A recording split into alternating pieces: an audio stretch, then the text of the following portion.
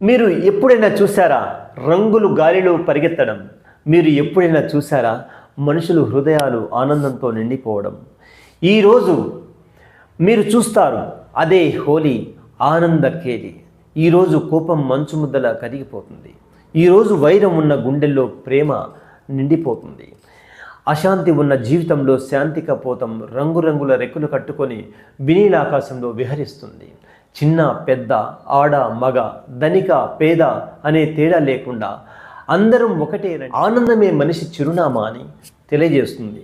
నవ్వుల సంగీతం, రంగులతో నిండిన జ్ఞాపకాలు, ఇదే మన సనాతన ధర్మ హోలీ సందేశం.